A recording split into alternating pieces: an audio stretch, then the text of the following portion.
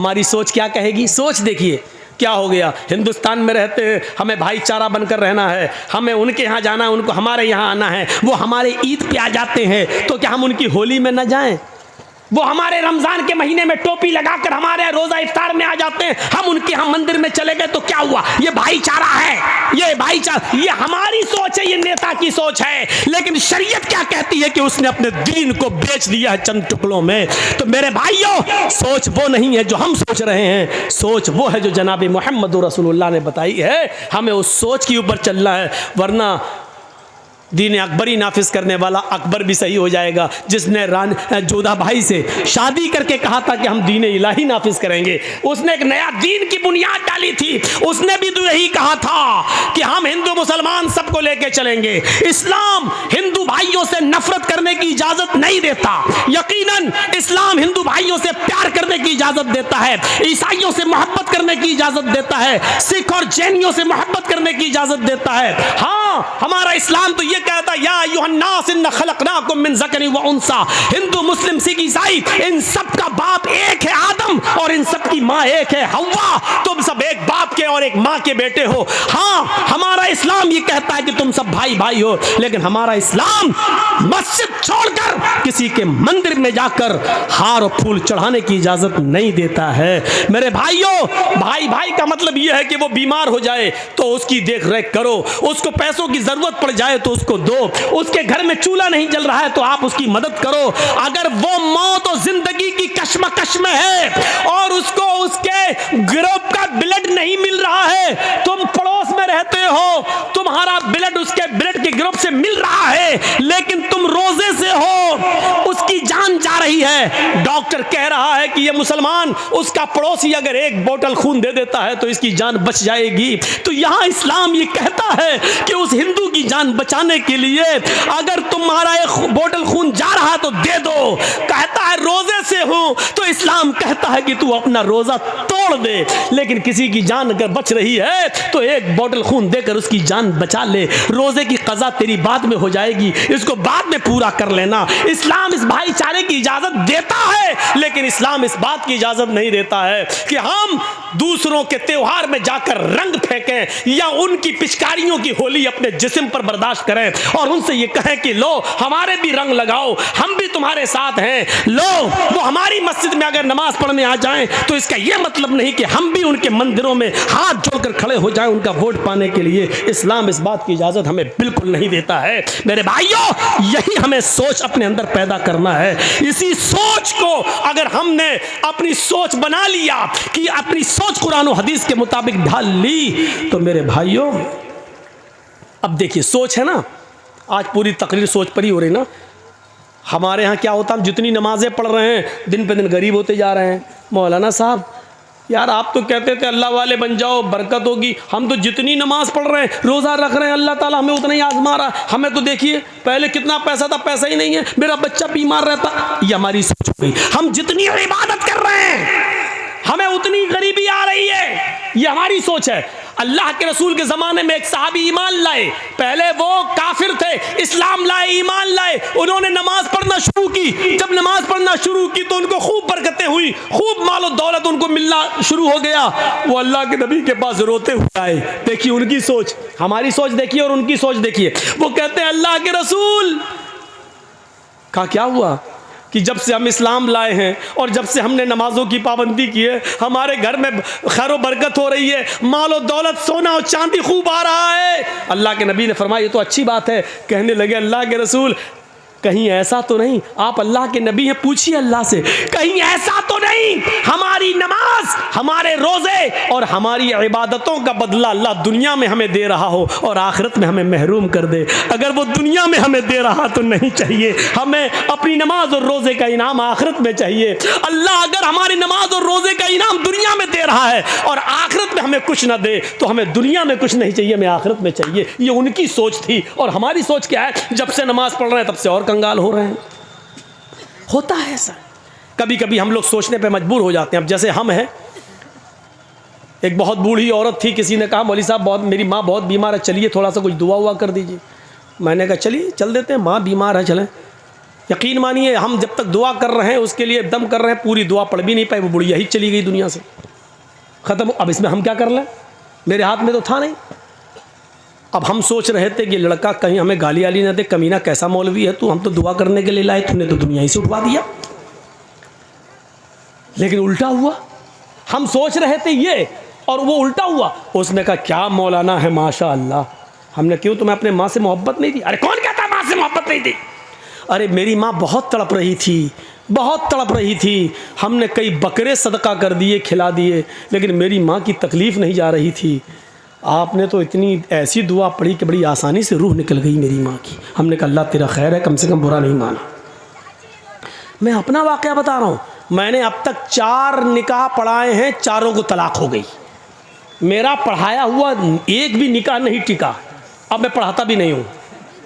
हालांकि ये मतलब नहीं कि अब पढ़ाऊँगा तो टिकेगा नहीं, लेकिन मैं पढ़ाता नहीं हूँ। क्यों?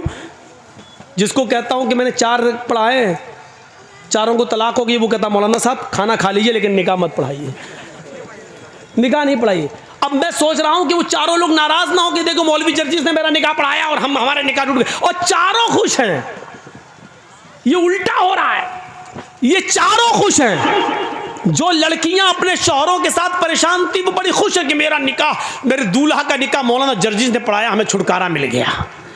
वो अपनी सहेलियां, जिनकी सहेलियां परेशान है, वो कहती काश तेरे दूल्हा का निकाह मौलाना जर्जिस ने पढ़ाया होता तो तू भी छुटकारा पा गई होती। तो उल्टा हो रहा। हम सोच रहे हैं कि कभी गलत ना कहें, लेकिन उत्ते को लड़के भी खुश, लड़कियां भी खुश, बहुत अच्छा छुटकारा मिल गया। तो कभी कभी ऐसा होता है, ज़रूरी नहीं कि हम जो सोचें वही सही हो। देखिए एक आदमी लंगड़ाता हुआ आ रहा है, ये मुखिया जी बैठे हैं आपके, बड़े इज्जतदार आदमी हैं आपके समाज के, मान लो ये डॉक्टर हैं और हम भी डॉक्टर हैं। अब वहाँ से एक आदमी लौट के आ रहा, लंगड़ाता हुआ चला आ रहा है। अब मैं डॉक्टर हूँ, मुखिया जी भी डॉक्टर हैं। मुखिया जी ने कहा जर्जी साहब, क्या जी, ये इस आदमी के पैर में मोच आ गई इसलिए लंगड़ाते हुए चल रहा है। मैं डॉक्टर हूँ, मुझे तजर्बा है। मैंने कहा नहीं मुखिया जी, आपका तजर्बा गलत है। उसके पैर में मोच नहीं आई है, उसकी रीढ़ की हड्डी में दर्द हो रहा है इसलिए लंगड़ाता हुआ चल रहा है। मुखिया जी की सोच अलग, मेरी सोच अलग, ये भी डॉक्टर मैं भी डॉक्टर। हमने कहा अच्छा ठीक है मुखिया जी सुनो, अगर उसकी रीढ़ की हड्डी में दर्द नहीं हुआ, पैर में मोच ही निकली तो 1000 रुपया मैं दूंगा, और अगर उसके रीढ़ की हड्डी में दर्द हुआ जो मैंने कहा तो 1000 रुपया आप दीजिएगा। शर्त लग गई। ठीक है। वो आया चलता हुआ बिल्कुल करीब आ गया। हम दोनों ने पूछा भाई पैर में मोच आई या रीढ़ की हड्डी में दर्द? वो कहता कुछ नहीं, कुछ नहीं, ना मोच ना रीढ़ की हड्डी में दर्द। अबे फिर तू लंगड़ा के क्यों चल रहा था? उसने कहा मेरे पैर की चप्पल टूट गई थी इसलिए मैं घिसट घिसट के चल रहा था। अब देखिए दोनों की सोच अलग हो गई। मुखिया जी डॉक्टर है, कह रहे हैं उसके पैर में मोच। जर्जी साहब डॉक्टर है, वो क्या कह रहे हैं? नहीं, उसकी रीढ़ की हड्डी में दर्द। दोनों की सोच गलत। इनका तजर्बा भी फेल, मेरा तजर्बा भी फेल। उस लंगड़े ने क्या खुद आके क्या कह दिया, न मोच न रीढ़ की हड्डी में दर्द। अबे फिर क्यों लंगड़ा के चल रहा था? अरे मेरी तो चप्पल टूट गई थी इसलिए घसीट घसीट के चल रहा था। निकला क्या? खोदा पहाड़ निकली चुईया। दोनों के पैसे बच गए। तो कभी कभी सोच ऐसी भी होती है, सोच। इसीलिए कुरान ने कहा है बिना तहकीक किए हुए कभी अपनी जबान से कोई लफ्ज मत बोलो। इज़ा जाकुम फासिकुम बिनबाइन, जब तुम्हारे दरमियान कोई समाज का बुरा आदमी कोई बुरी खबर लेकर आए, किसी के बारे में कहे फला ऐसा कर रहा था, तो एकदम उसकी बात मत मान लो, बल्कि तहकीक कर लो। आपको मालूम है इमाम औज़ाई रहमतुल्लाह अलैह बहुत बड़े बुजुर्ग गुजरे हैं। ज़रा देखिए उनके घर में उनकी बीवी से मिलने के लिए उनके गाँव की एक औरत आती है और सुबह सुबह दरवाज़ा खटखटाती है। इमाम औज़ाई रहमतुल्लाह अलैह फजर की नमाज के बाद कुरान की तिलावत कर रहे थे चटाई पर बैठकर। उन्होंने दरवाजे पर देखा कोई आया है, दरवाज़ा खोला तो सामने गांव की औरत खड़ी है। पूछा कैसे आई हो बहन? उसने जवाब दिया आपकी बीवी से मिलना है। इमाम औज़ाई रहमतुल्लाह अलैह ने अपनी बीवी से कहा कि तुमसे कोई औरत मिलने आई है, तुम उससे मिलो, मैं अंदर चला जाता हूँ। अब इमाम औज़ाई अंदर चले गए और जिस चटाई पर कुरान पढ़ रहे थे उस चटाई पर उनकी बीवी ने उस गाँव की औरत को बिठा दिया, आओ बैठो। वो औरत जैसे ही, जो गांव की मिलने आई थी, जैसी बैठी चटाई पर उसके पीछे से जो शलवार, ये जो थम्स होते हैं, हिप का हिस्सा, ये पूरा भीग गया। जैसी बैठी वो पूरी शलवार, पूरा कपड़ा उसके जिस्म से चिपक गया, भीग गई वो। उसने नजर दौड़ाई तो इमाम औज़ाई का 3 साल का बच्चा कपड़े उतारे हुए नंगा वहीं पर खेल रहा था। उस औरत ने क्या समझा कि अभी इस बच्चे ने यहाँ पेशाब कर दिया है। देखिए, बच्चा नंगा हो, कपड़ा ना हो, और ये बैठी हो पूरा भीग गई, तो इसने क्या कहा, इमाम औज़ाई की बीवी से, तुम्हें शर्म नहीं आती? तुमने मुझे इस चटाई पे बिठा दिया जहाँ तुम्हारे बच्चे ने पेशाब किया है। देखिए, पेशाब पूरा मेरे कपड़े में भर गया, अब जाकर मैं नहाऊं और कपड़ा धुलूं? बच्चा 3 साल का है, अब तो इसका पेशाब भी पाक नहीं रहा कि छींटा मार के पाक हो जाए, अब तो धुलना पड़ेगा। सर्दियों के इन दिनों में चटाई पे बिठा दिया। इमाम औज़ाई की बीवी क्या कहती हैं? देखिए, सोच देखिए, उस औरत की सोच क्या थी कि इस पे पेशाब है। इमाम औज़ाई की बीवी कहती हैं, पेशाब नहीं है मेरी बहन, तुम शौक से इस पर बैठी रहो, तुम्हें डरने की कोई ज़रूरत नहीं। वो कहती है कि मैं कैसे मान लूँ ये पेशाब नहीं है?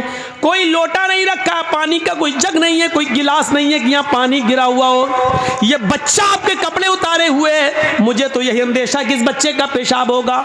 इमाम औज़ाई की बीवी कहती हैं कि ये मैं आपको ज़मानत देती हूँ कि ये पेशाब नहीं है, बच्चे ने पेशाब नहीं किया है, लेकिन बच्चे का कपड़ा उतारा, उसने नाली में पेशाब किया, यहां नहीं किया है, तुम बेफिक्र रहो। उसने कहा इमाम औज़ाई की बीवी से, ये पेशाब नहीं है और पानी भी नहीं है, तो फिर है क्या? पहले मुझे बताओ, मुझे सेटिस्फाई करो। इमाम औज़ाई की बीवी कहती है, जब तुम मान नहीं रही है तो अब मुझे तुझे बताना पड़ रहा है कि ये क्या है। सुन, जब तू नहीं मान रही है तो सुन। मेरे शौहर फजर की नमाज पढ़ के आते हैं और इसी चटाई पर बैठकर कुरान की तिलावत करते हैं। कुरान पढ़ने के बाद फिर वो अपने रब से अपने गुनाहों की माफ़ी मांगते हैं और तौबा करते हैं। इतनी तौबा करते हैं, इतना रोते हैं अपने रब के सामने कि उनके आंखों से गिरने वाले आंसुओं से ये चटाई भीग जाती है, तर हो जाती है।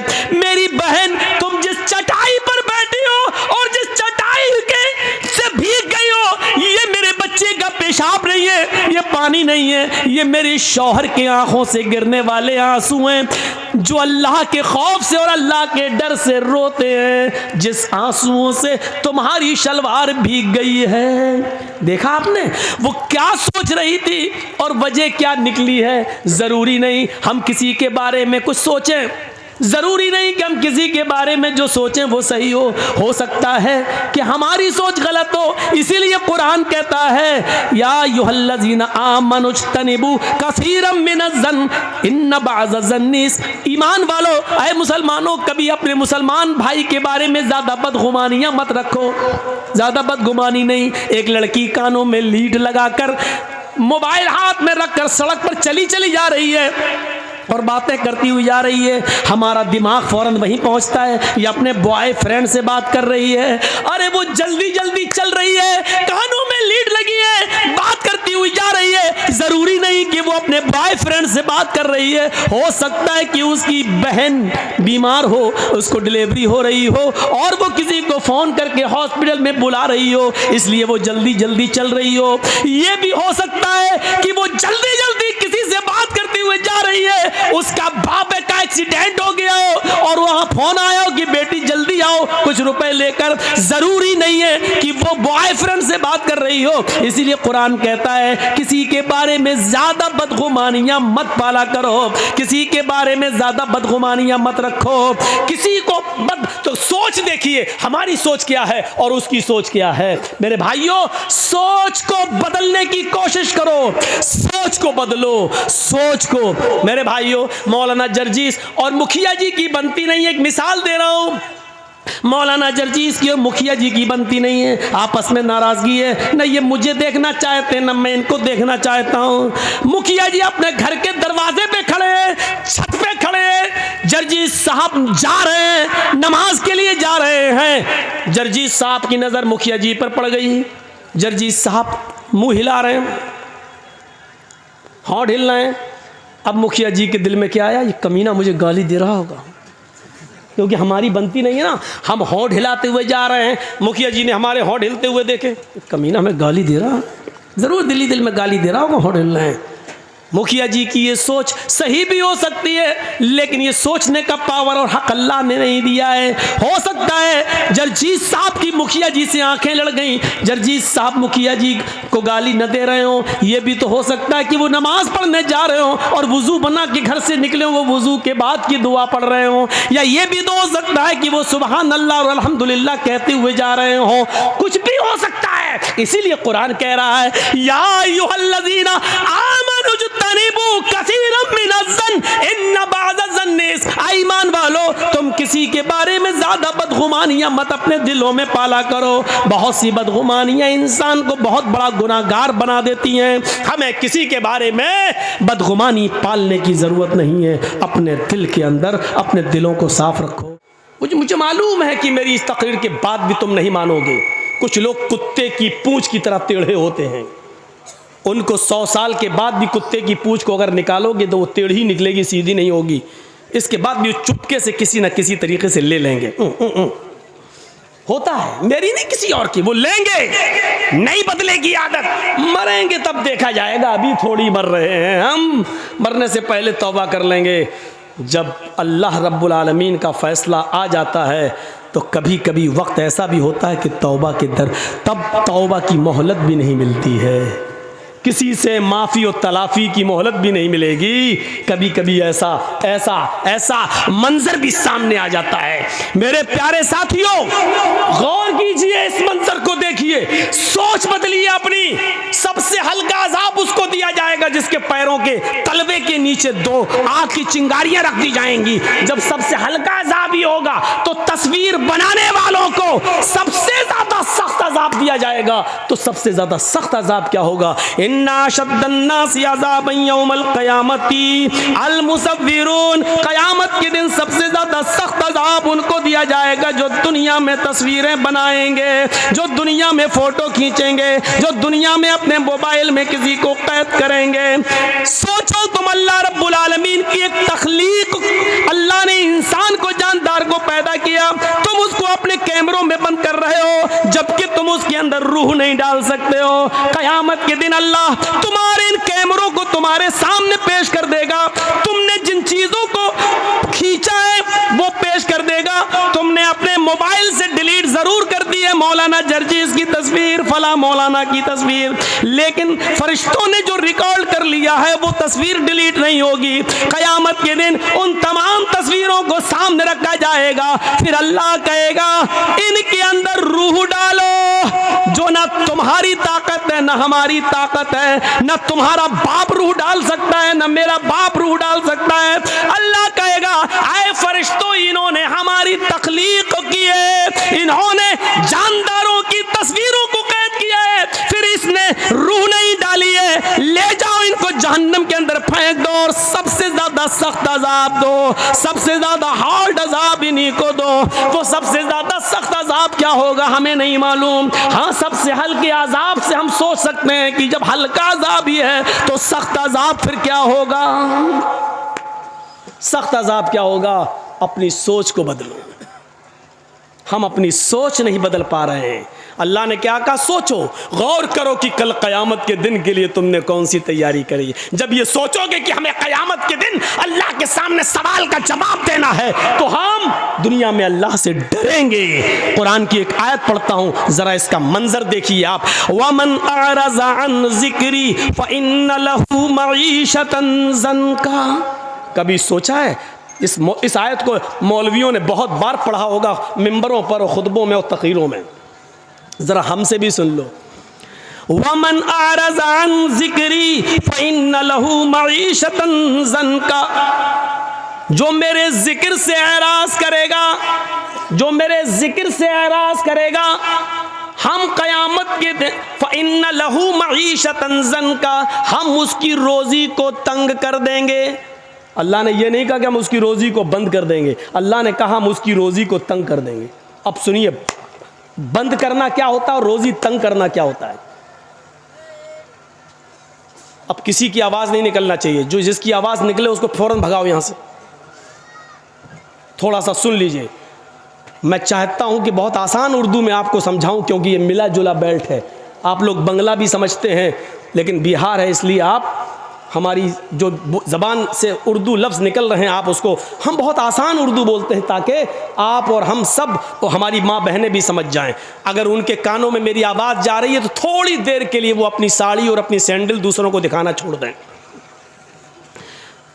औरतों की आदत होती है, साड़ी तेरी कितने की, कहाँ से ली, चप्पल कितने की, ये लिपस्टिक कहाँ मिली है, ये दुपट्टा कहाँ मिला, भी ब्लाउज कहाँ से लाई, यही उनकी आदत होती है। और ये आदत उनकी कभी बदल नहीं सकती, फितरत है, फितरत है, आदत कभी नहीं बदल सकती है। तो सुनिए, वमन अरज़ान जिक्री, पहले तो ये समझो कि जिक्र किसको कहा गया।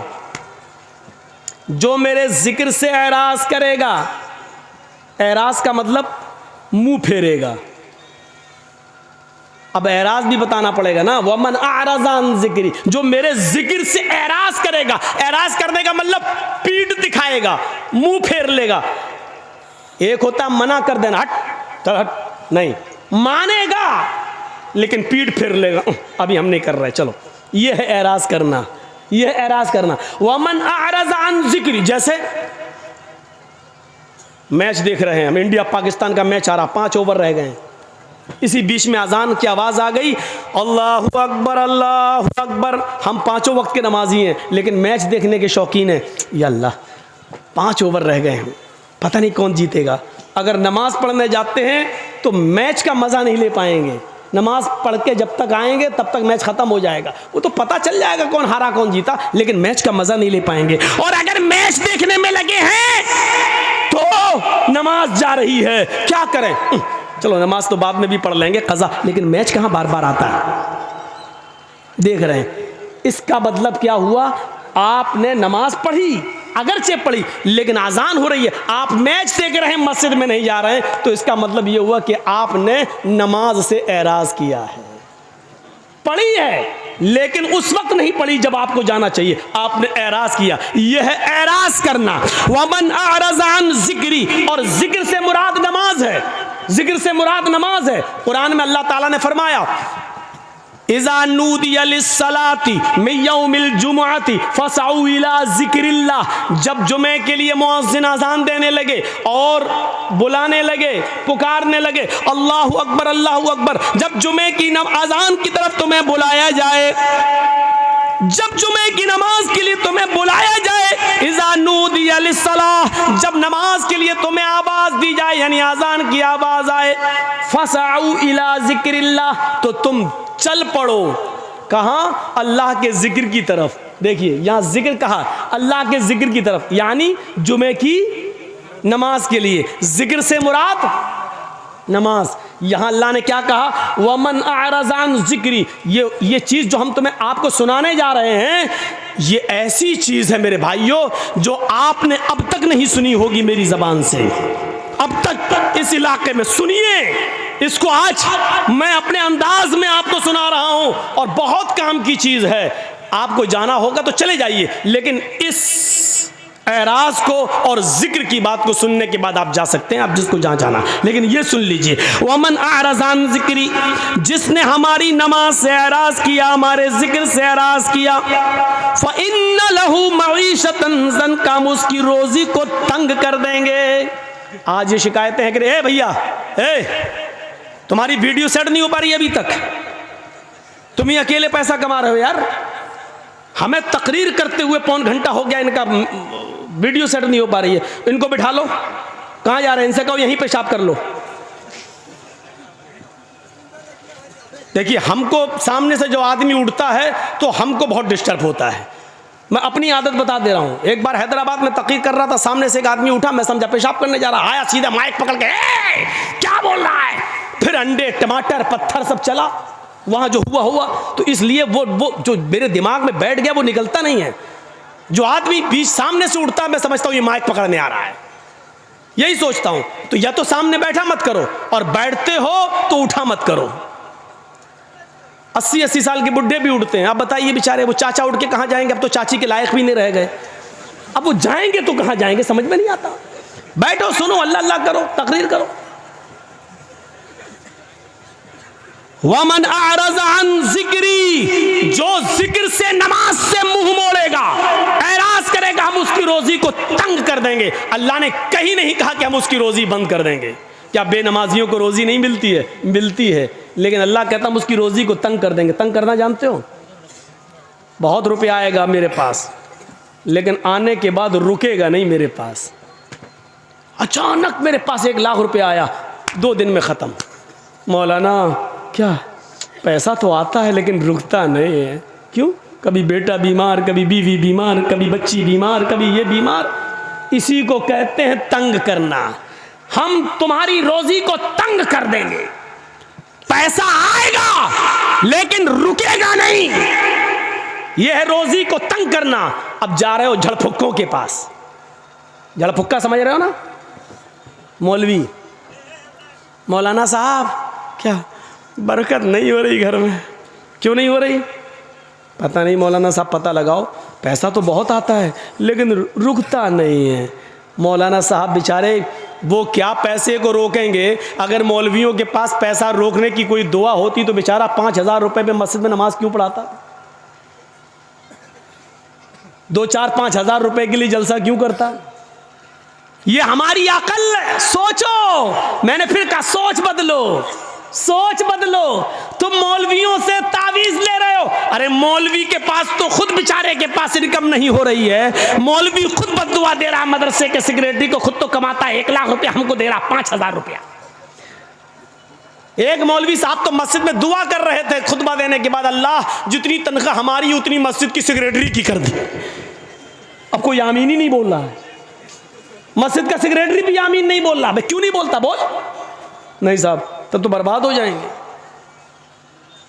मौलाना साहब दुआ कर अल्लाह मेरी रोजी रोटी में बरकत दे, बोल आमीन। यानी 5,000 रुपए में आमीन हो रही है। और जब वो मौलवी दुआ करता अल्लाह मदरसे के सेक्रेटरी की, मस्जिद के सेक्रेटरी की, सबकी उतनी तनख्वाह कर दे जितनी मेरी, तो कोई आमीन नहीं बोलता। इससे आप अंदाजा लगा सकते हैं कि आपको कितना डर है। 5,000, 6,000, 10,000 रुपए में आप जानते हैं कि मेरा घर नहीं चल सकता है, तो फिर मौलवियों के लिए कौन सोचेगा? उलमा के लिए कौन सोचेगा? मस्जिद के इमामों की फिक्र किसको होगी? सोचो। आप अपने बच्चों को कॉन्वेंट में पढ़ाते हो, आप अपने बच्चों को इंग्लिश मीडियम में पढ़ाते हो।